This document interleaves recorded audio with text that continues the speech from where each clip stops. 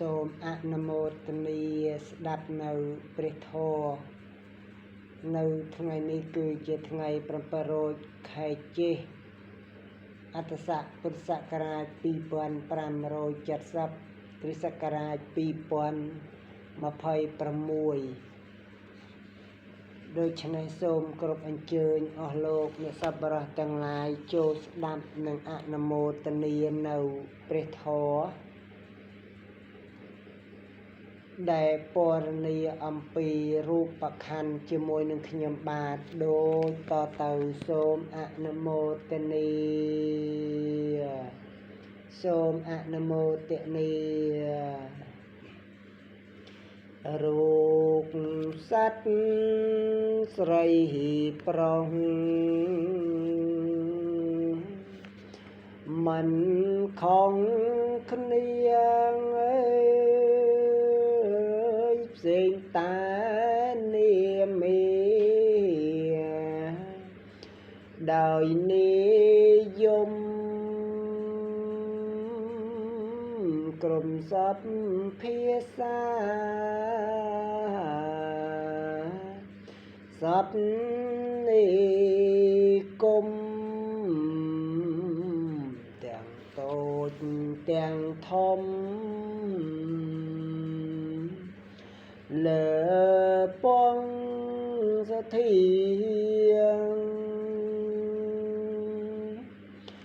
មានខណ្ឌមានធាតុ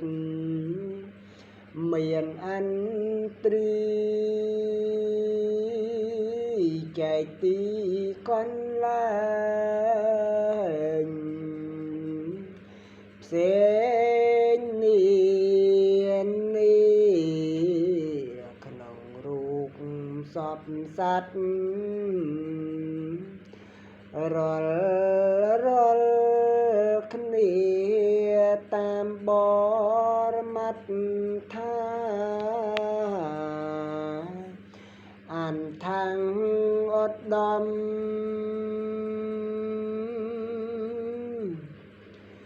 ខណ្ឌមាន5ផ្នែកចែងផ្សេងគ្នាដូចនឹងពរនី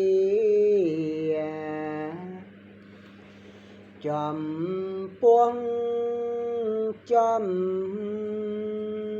ទី1គឺរូបទាំងតូចធំប្រជុំធាតុ4អោថាខណ្ឌទឹកដីភ្លើងខ្យល់ច្របល់គ្នាក៏កើតបានជារោងចាំងស្បាន់មាន42ជាកំមែណាន់ឧបាទានប្រកាន់ថាម៉ៃហੰធាតុដី20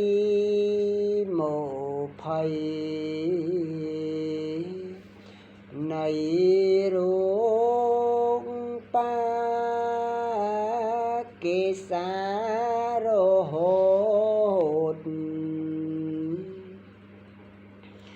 ការីសੰធាតុទឹក12គឺបតិនេតាំងសំហੰសិមហੰពងពោលោហិតឈា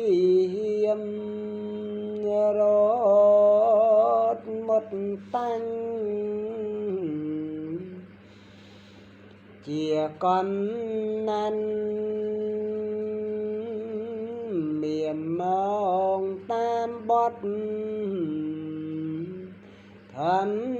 đi diêm lượng buồn pro ca